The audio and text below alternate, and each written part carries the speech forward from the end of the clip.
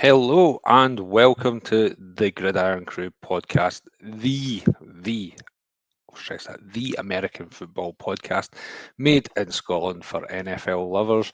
My name is Danny. I'm in the host seat tonight, and I'm joined by our Green Bay Packers fan Liam. Liam, how you doing, mate? I'm doing really well, thank you. Yes, good to be back on. It's been a wee while since I've been on, so it's good to get back chatting some football and into this off season. Well, that's it. The sun's shining, mate. You've got to go out there and work in that tan. Exactly, I know. Catch these rays while we can. While our 2 weeks of summer are here in Scotland. It doesn't look like you've been catching much for that complexion, mate. I think you need to get a wee bit more. Too much I factor know. 50, I think. That's it, I know. Good. Well, Well, as Scottish people, we like to enjoy the sun, go red, and then go back into hiding again. So. exactly. We don't like that. We prefer the grey and the drizzle. It's in our blood. But mate, here we are. The schedule has just been released for the upcoming NFL season. It's always a great talking point in this time of year when there's not a lot happening really. So, and as the NFL always does, they always make, a big deal of it. And every team has their own quirky ways of introducing them. But there's obviously loads of stuff to get over and try and cover.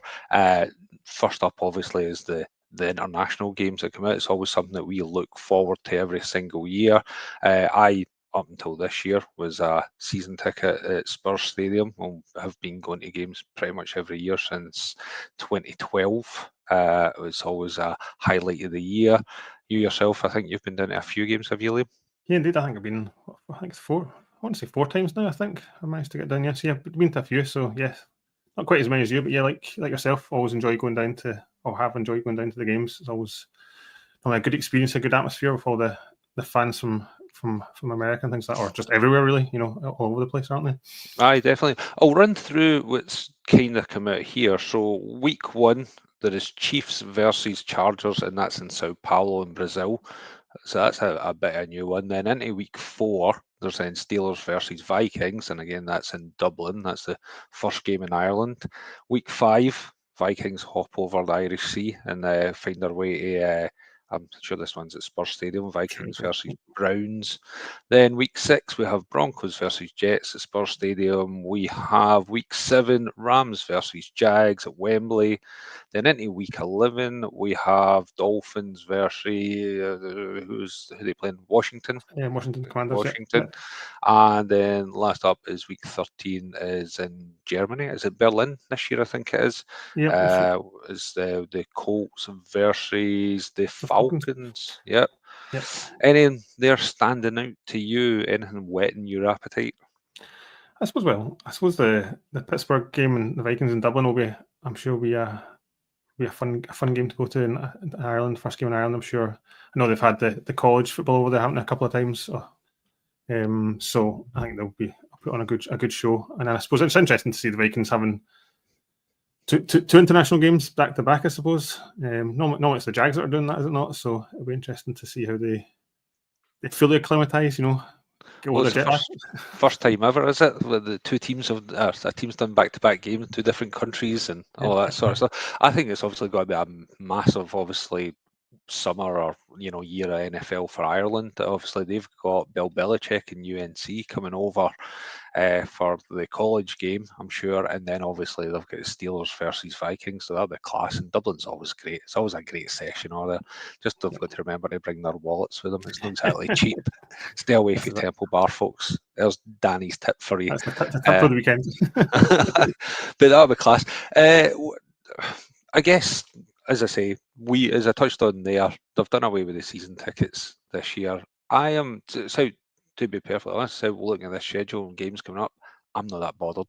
I'm kind of gutted of kind of not getting my seats. It was always great to have that option to go. Obviously, we utilised them, went down every year between us. I think we did season tickets and always used them up and made sure people got to them. Not quite sure why they decided to scrap them this year. I think it was a bit of a kick in the nuts, to be honest. Especially when it's just there's no incentive, barely even a thanks for your kind of devotion. Especially when well, we were buying them through COVID, not knowing if there was going to be games coming up and stuff like that. So I feel it's a bit of a slap in the nuts for the NFL kind of with this one. Yeah, no, I totally can't really disagree to that. I think there's a bit of loyalty for the fans that keep going down, having that access. It's like every ticket machine now, isn't it? You see all that what's it, dynamic pricing and all that sort of stuff for music. That, yeah. it's like it's just the way it's sad. It's kind of the way it's going, isn't it? I don't know, the good old corporate machine and all that sort of jazz, isn't it? But Dynamic price. Wait there. Dynamic pricing for what, Broncos versus Jets? They'll be about £2.50 by the end. It's just you watch those Jets. No, to be honest, I'll tell you the reason why I'm actually not that fussed this year, though, is that we went to a very good game last year, Vikings versus Jets, and we're getting to see the Vikings and the Jets again this year. In 2017, we went to Twickenham and we saw Vikings versus Browns. What we're getting again this year, Vikings versus Browns. I just think all the sort of combinations of teams and games you can have to be kind of getting the same teams. So I did a bit of deep dive into this, and I kind of had a look. And the 3 teams that are coming to the UK this year, they've been in London 26 times between them. Okay, Wow. 13 of them are the Jags, but 13 for the other ones. Vikings are over 4 times, but this time they're done, they're going to be over 16. I just like to mix it up a wee bit, I'd just like to see some other tastier games. Like I think the one in Spain looks brilliant. Oh yeah, Chris in the Bernabeu, I think that'll be a great game. I know. If you haven't seen the videos have you seen the video of the stadium transforming? I'm kind of a geek like that. Those videos about changing the pitch, disappearing underground and stuff like that. It's pretty impressive, and obviously it's an impressive stadium, isn't it? So yeah, no, I think also now the Commanders, like the season they had last year as well, they've got that kind of the new kind of favorite team of of the underdogs. See how they go into year 2 of this new regime. So yeah, I think that's definitely the best game of the international games. I think starting the year ahead. I suppose the Chargers against the Chiefs will be interesting. Week 1, and I know I had the experience last year of my Packers being in Brazil and that ending with injury, so we won't talk about much about that. But and defeat. But I suppose it'll be interesting to see how the first game of the season, if it's going to be a proper full-on game, I suppose, or are they just going to start feeling each other out, just an extended pre-season. Exactly. At the end of the day, it's obviously a divisional game. It's going to be, 2 teams that want to go for it. But I'm conflicted with that one, though, because it's great to kind of see and have those games early, but when you know that sort of in conference and, there is a chance then for, is that potentially a tiebreaker going to come up when you're saying that they're still feeling themselves out, still try to get their rookies acclimatized and stuff like that. But, what a way to start the kind of the season off, though. That's a cracking game. Obviously, we've got the first game of the season, of just coming off slightly off the international games, is obviously the Eagles versus Dallas to actually kick us off in the start. And again, I'm well up for that. I think that's a great way to start it. Have a bit of a divisional rivalry to start the season. Indeed. Get Jerry right up there to start with. Win or lose, no matter what. So. Like, Jerry, you ever seen one of these before? It's been a while. This is called a banner. You're probably never going to see one again in your lifetime, mate. But this is what they look like. You can just imagine the Eagles fans just rubbing that right in as well, indeed, couldn't you? Indeed. I know. Of course, Eagles aren't known for being subtle with their fans, shall we? Oh no. To be honest, all the games I've been to, the Eagles fans are the ones that were a wee bit feisty in London. Their fans had a wee bit of kick about them, shall we say. It was good. But what about yourself? Will you attempt to get tickets for an international games, or are you going to leave them to new faces, get new blood in? Again, I know. I suppose I shouldn't. We're talking about having the season tickets. Complaining we're not have. Obviously you guys were good enough to. You had them, and I know a couple of our friends had them, sort of thing, to have access. But yeah, no, this year I think I'm going to have a year off. I think, and there's nothing totally jumping out at me either myself. I suppose for us, it's the October games are always around the school holidays personally, so sometimes it allows some access to some time off for that. But and I managed to escape for the weekend. But yeah, I think I'll save my pennies and maybe hope for next year. Maybe Packers will come back, but then I don't know if I want the Packers to travel abroad again, because we always do horribly when we go abroad. So anyway, we shall see. Yeah, well, just since talking about going horribly, one of the things I noticed with these international games is the Vikings are 4-0 and the time will be here. They're now going back to back. Just a look ahead. We never know what's going to happen those first couple of weeks, but do you see them going 6-0 by the time they then head statesides back to Minneapolis? I'm going to say selfishly, I hope not. So, and I hope I suppose to go back to the Dublin game, I suppose if Rodgers ends up in the Steelers, that'll be a wee feisty edge to that game, I suppose. So hopefully Steelers can do us a favour there and win that one.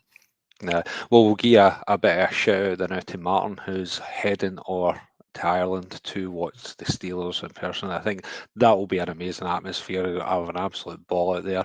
And just again, MD out there who wants to send in any comments, any questions, feel free to send them in. Let me know what your thoughts are on international games. If you get any good stories that are, I don't even need to be PG, anything you want to share, really right here. We're up for a laugh. Just tell us what you've been up to. Yeah, that we would get them in. We'll read them out as well. Yeah, no, as I say, I'm myself. I'm not going to bother going to London this year. I've got my sights set a wee bit further abroad. I can see myself back in Foxborough, Massachusetts, instead, and taking a game over there with my fellow Patriots fans. But just obviously, one of the highlights of the schedule coming out is always these mad videos in the way that the teams like to announce the schedules. Has any caught your eye, Liam? Well, they're always interesting. I suppose I think every year you have to give the number one spot to the Chargers. They all seem to. I don't know how much money they plow into it, but they all seem to like to go full on with it. That was another good one this year. I suppose there's I've not actually seen this one yet, but the controversy of the Colts one that's been pulled already now, I think, for Tyreek Hill, something to do with Tyreek Hill's how he was portrayed or something like that in it. I'm not quite sure exactly how it went, but have you seen it? No, I haven't seen it yet. No. It's basically he's a wee like Minecraft dolphin just swimming along, and a Coast Guard boat comes up with a siren going, and basically pulls over.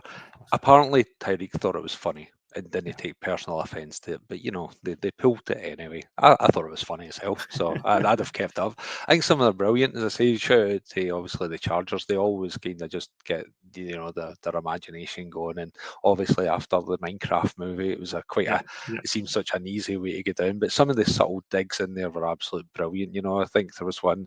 It's like the wee nuance jokes in it where. Against the Colts, it's Anthony Richards. I don't know if you've seen that, and it's almost like a Mario Kart type thing. Big gets kind of runs out of fuel and tires and pulls in halfway through and stuff like that. I think it was one against the Broncos, and he goes up in the top corner. It's like you've collected 53 donkeys or something like that. Absolutely brilliant. I like that kind of wee digs that they get in. Yeah, I saw the clip of it. I've not seen the full one of I think the Raiders one where they had Penn and Taylor pulling for the Chiefs pulling yellow flags out. The flags in the flags. That was quite nice. Yeah, because they did another bit as well where they were up. They were doing like a guided tour through the sort of trophy room, and they're like, oh look, and here's our 3 Super Bowl Lombardi trophies here. We won these 2 in like Oakland, and we won this other one when we were in like Los Angeles, and it's like and it was like, how many teams have kind of have won, and or what was it they say? It was something like there's 3 teams been in.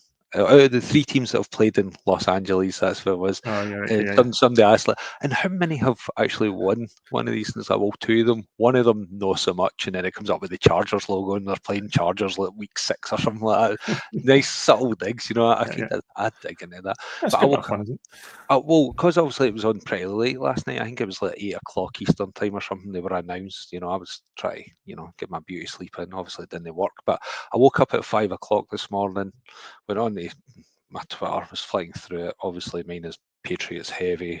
I was like, the Patriots won there. 6 minutes of the guy for Barstool reading them out with some jokes. I think I lasted 2.5 minutes and I was back asleep again. Absolute horseshit. So it's for every good one out there. There's a few ones that are absolutely terrible, aren't they? Yeah, I've seen the Packers one. I wouldn't say I was overly impressed with the Packers one. It was they got some of the players to do some acting, which is always interesting. So yes, if you want to watch that, you knock yourselves out. As I say, I think it's just brilliant though the way that everything the NFL does, it's a spectacle. They don't just. It's not like the SPFL. They're just like, okay, here's your fixtures. Pick the bones at them. They've got to always go big and extravagant, and I'm all here for it. I'd say the more that teams can take the piss out of other teams, the better. I'm surprised it's not kind of caught on else to other sports like the Premiership down south, other teams doing like things like that, because there'll be plenty of digs that your Liverpool, Man United can make at each other and things like that. So I'm surprised they're not kind of catching on to this. Can you imagine though? But I guess, yeah, I was going to say, imagine did it in Scottish Premier League sort of thing though, because it would be like, oh, and we're playing St Johnstone again for the third time. Yeah. Oh, we're playing Ross County for the fourth time in the plastic pit. It's like it'd get a bit tedious quickly, wouldn't it? Yeah. I love replaying the same 5-minute clips over and over. But no, I love though when it comes out though, because it always brings up my favourite video that's ever been released, and it was the Titans one. Mine, the Titans ones for a few years ago. I think it was like during COVID, and it was it was like they were interviewing like, Was this I in don't know if the they're a bunch streets or of something like pissheads that? in the streets and stuff, Yeah. and it was like the Falcons, and like, who's that? It's like the Red Stallions, and then the Falcons changed their Twitter name to the Red Stallions and stuff like that for a while. Absolute brilliant. I'm always chuckling at that when it comes up. I'm happy to give that a like and a reshare whenever I see that. That's always top class. But yeah, no, okay, we'll move away from that for a minute, because to be honest, I've not watched them all. As I say, I've just been plenty more to go for you, isn't there? I know, busy day. I've been running a bit daft, so we'll try and kind of I'll try and catch up with them another time. Is there any sort of noticeable games coming up? You've seen, obviously, the important one that I almost forgot. Let's make sure folks send them in. Send in the favourites. Get links in, shows, clips of them. They're always good, especially if they end up banned. That's always good. So yeah, get them into. It means we've got something else to talk about, and we're not scratching a bit. Because to be honest, let's face it, it's a bit like the draft. I think I remember the draft. All these people, 250,000 people stand in the field to listen to 32 names getting read out, and here we are. We're on a podcast to discuss a schedule which we knew about 6 months ago what the actual teams were, who all the teams were already playing home and away. It's just what order they're actually getting played in. But I think though the trouble with sort of the schedule is it's a lot of nuance, and we're trying to fit in a quick half an hour podcast to discuss it here. But it's when you actually start to break down the games, it's what teams start slow, what teams are maybe tail away at the end. Who does I think about the Dolphins. They always go off to a flying start. It's always hot down in Florida in September, but come the time when they need to go to Buffalo in middle of January and it's minus 70 outside, and it's like that scene in Cool Runnings when they're snotting off their dreadlocks and stuff like that. I'm breathing, that sort of thing. It's like, and I guess that's where the sort of nuance comes in of the schedule, when you can then start going through and go, actually, I don't fancy traveling up to Buffalo or going to, Green Bay or whatever it is in January, and that's when you start to then go, okay, I'll put maybe an L next to that in the column, and you can start going through your teams and saying, actually, well, what I thought we might have been a 9-8 season or whatever it is, actually it's maybe going to end up an 8-9 season with that. No, it's kind of on back of that. Like, obviously, I was coming out to the strength of schedule, this is the hardest schedule and stuff. But it's NFL. It's so unpredictable. Like what do you think a team's going to be at the start of the season, halfway through? Like, I heard on a lot of podcasts this week, talking about the 49ers last year, how they disappeared, and I think the Packers were playing them kind of halfway through the season. Like, they were down to their backup quarterback and stuff like that. So you just, in paper, that was a hard game looking at the schedule at the start before the season started. But by the time it came around, it was nothing but that. So it's like things like that. Trying to predict how hard it is. I think obviously I know the way they do it. It's to chat about, as you say, the off season, not much going on, so they chat about something how hard it's going to be. But because oh, sorry, mate. No, go ahead. Go ahead. No, go ahead. I was just wondering, because you were talking about the strength of the schedule there, because the one that actually caught my eye was the Giants, and what a start they've got. For if Dart even starts there, what is it? Commanders, Cowboys, Chiefs, Chargers. Ouch. That's some run in it. And then Saints, then Eagles, Broncos, Eagles. Ouch, that's a hard schedule. So It's not yeah, even that. It's like where do you drop them in at if you don't start them? If you're going to put them in at some point in the season, where do you slot them in without to get his confidence up and all that sort of stuff? week 13 against the Patriots, that'd be nice. To be honest, they'd probably like to get his confidence up. So obviously then the big primetime games of the year, it's always the ones we're looking forward to, you know, obviously being over here, it's the holiday matchups, it's the Thanksgiving games. Great for us because after, you know, time you finish work at 4 o'clock, there's usually a game just kicking off at 5, and then that's you plunked your arse down all night and you're just happy back-to-back games. This year we have a cracking schedule. There is the traditional Lions versus your Green Bay Packers. That's a tasty one. I like that. Yes. I know. Well, I don't know how I feel about it. It's good though. So last time we played them Thanksgiving we bet them 2 years ago. So I'll take that as a good omen. But yes, always should be the Lions obviously they're a team to beat this year again. Well, we'll see. We never know. You know. So that's the 1 p.m. Eastern game. Then it's on to Kansas at the Cowboys. That's a cracker of a game as well, and at prime time. That's 4:30 Eastern time.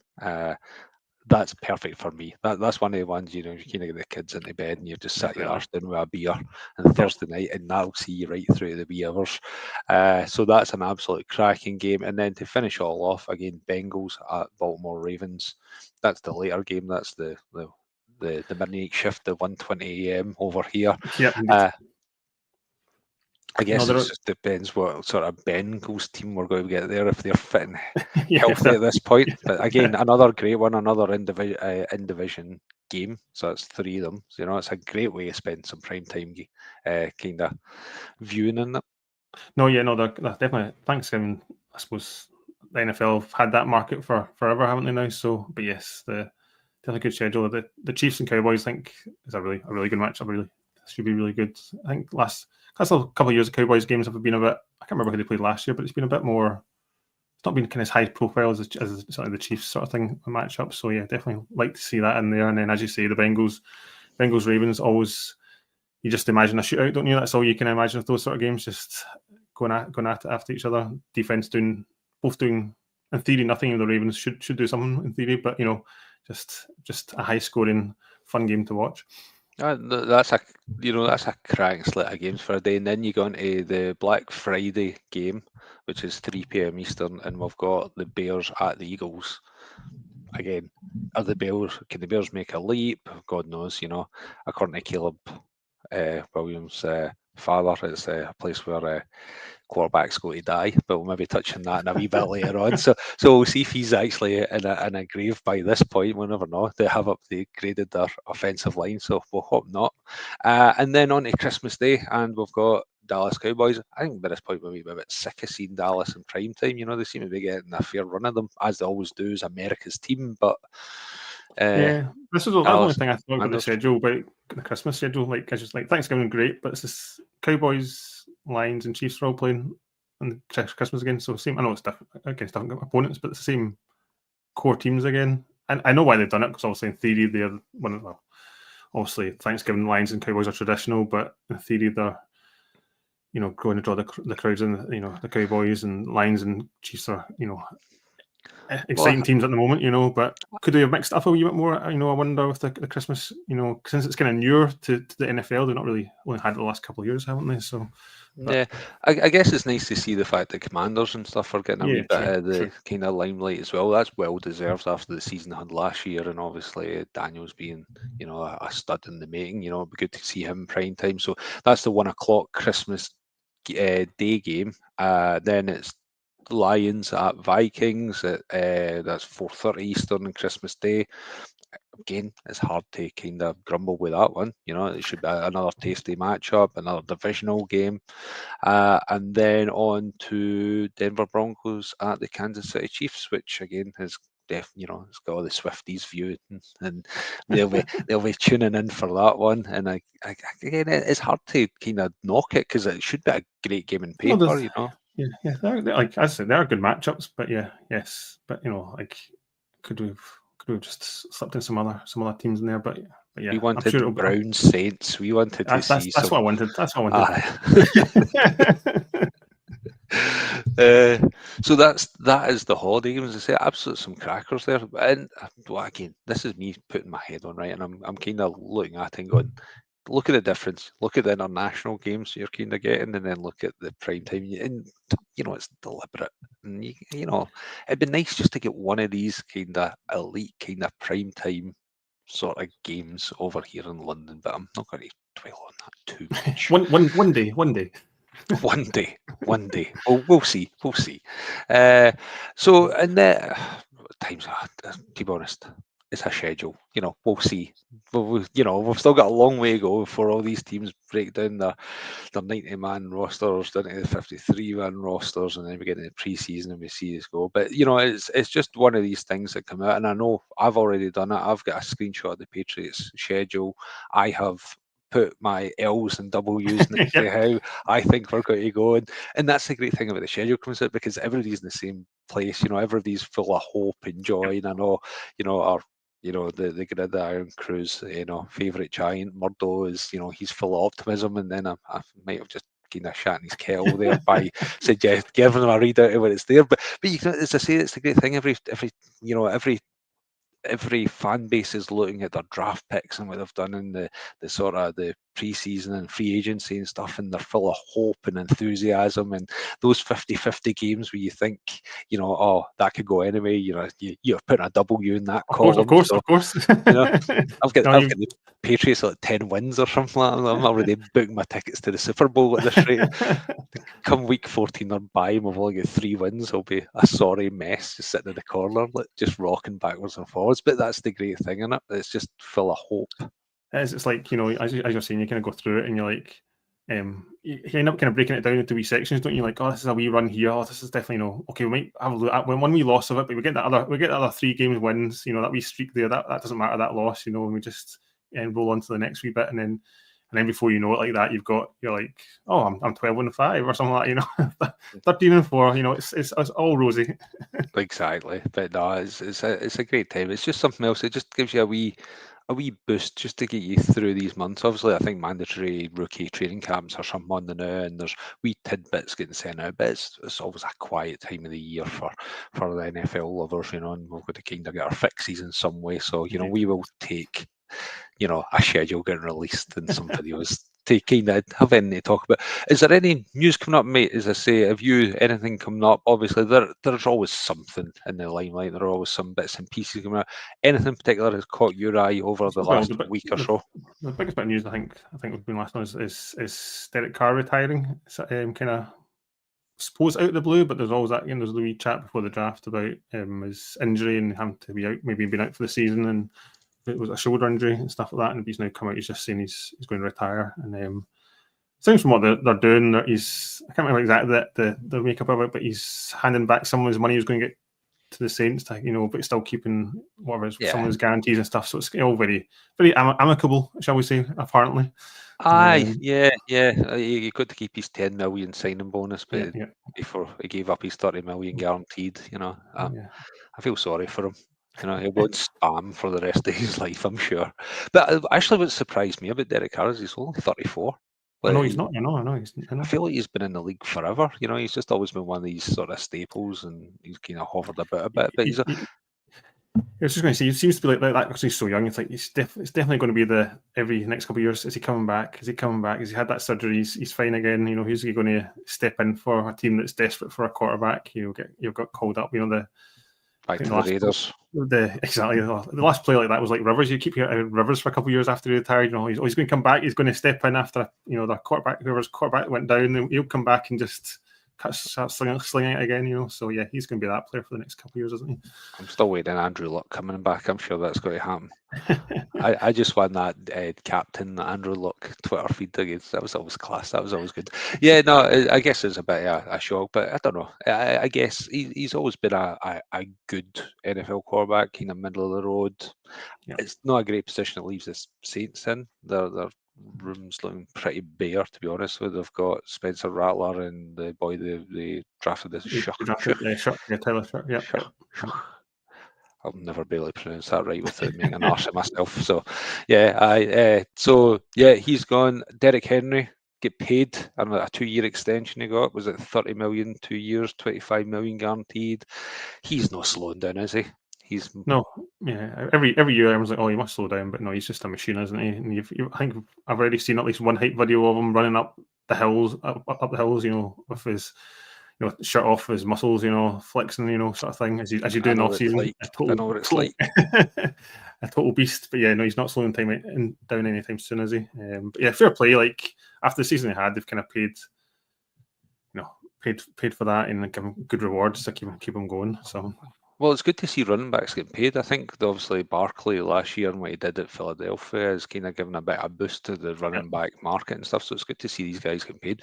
But it's how when you talk about like Derek Henry kind of as a running back, I always get, do you mind when Vinnie Jones played Juggernaut in one of the X-Men movies?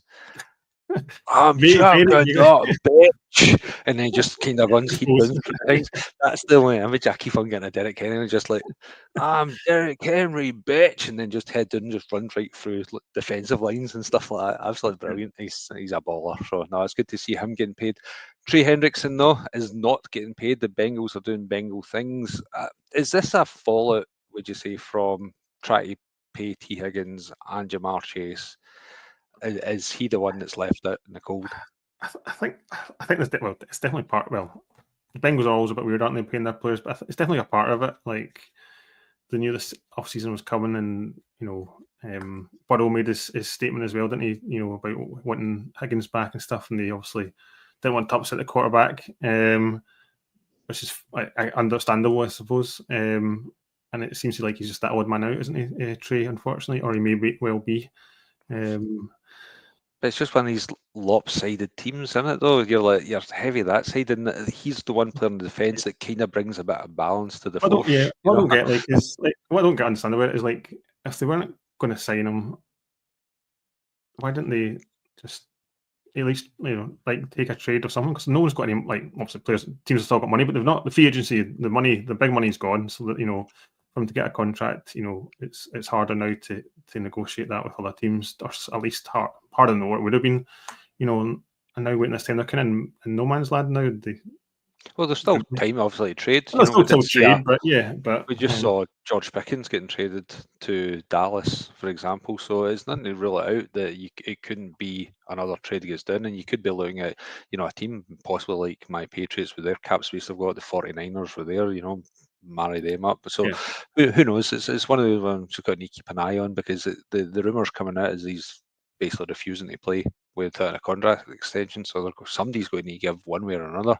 But then again, how much would the Hassan Reddick kind of approach to be sitting in the back of his mind? We saw what happened to him when he tried to hold out, and look what happened to his sort of career after that. It's kind of frittered away. So that's the thing. Every kind of player that's held out have kind of disappeared. Just has never been back to what they were. You can even go back to Le'Veon Bell when he held out, and he never really got back to what he was. It's never really ended in a good way. Even if they got, I suppose, ended up for a bit more money, they've never had the longevity, after that, with their careers.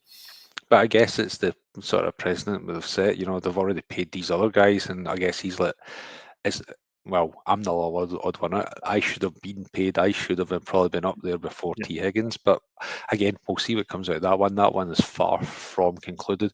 Well, what else is kind of happening? I touched on it earlier about Caleb. Now, this is something that I've sort of missed, and I was just sort of reading before we started there about his dad. Apparently, was trying to pull the plug on him signing with the Bears. Yeah, there's some. Again, I've not read it fully yet, but it's just coming this tonight, wasn't it? About something about there was before the draft they were trying to get him so he wasn't drafted by the Bears or something like that. I don't know. It seems like an odd story to come out right now. It's the man Seth Wickersham, and who it was his story. It was about like Tom Brady back in the day and all these kind of running with Belichick and Kraft and stuff like that. So he's usually a really good source for this stuff. And apparently it's something that's come out there. And one of the excerpts for this book, I think it's in, is that Williams' father, Carroll, reportedly told Wickersham that Chicago is the place quarterbacks go to die. And that was ahead of the draft. He's not wrong, is it? Yeah. So just another, overprotective dad, like we've had this year, this draft with Shadur, just getting too much into the mix of it all a bit more. I don't know. But he's got a point, though, see the fact that Chicago have got a Pope before they've had a 4,000-yard quarterback. So you should have bet in that one instead. I know. But yeah, no, as I say, it's always a bit of a slow time of year in it for the news. So we'll cling on to anything at all that comes out there. But no, as I say, I to be honest, I am kind of spent, I think, in the news. I'm happily go back over all the international games and tell some of our favourite stories, but I think that's for sensitive ears, that one. But we'll keep them to ourselves. But no, if there's anybody out there who's got any other stories or anything to bring up, then definitely feel free to send them in. We're always busy in the socials. We're back getting set up for this new season. There's loads of great things to look forward to. It's not going to be long before we're back in the drafting our fantasy leagues and our dynasty leagues and everything else that we're going to look forward to. And then, before we know it, it's going to be pre-season games and away we go. And I cannot wait for it. But Liam, thank you very much for your time today, mate. It's been an absolute pleasure. Not always a pleasure, indeed. As I say, as you're right in saying, it'll soon come round. It's like 100 days or something like that. It's week 1 or something like that. Anyway, it's not long now. It isn't long. It isn't long at all. And I always feel this time of year, it's always something, no, it's ages away. But, before you know it, the summer months are in, time we've had a few barbecues. I say we've already done our draft prep. It's going to be there. Before we know it, the tune of Hard Knocks is kicking off and, we're good to go and our hopes and dreams are dashed. Is there only one team win? But no, thanks very much for your time tonight, Liam. It was a pleasure as always. And thanks for everybody who was listening and contributed and sent in comments and stuff like that. It's always good. As I said, we're on all socials and there's always great content getting chucked out there. So feel free to get in touch and interact in any way you possibly can. So thanks very much and we'll be back soon.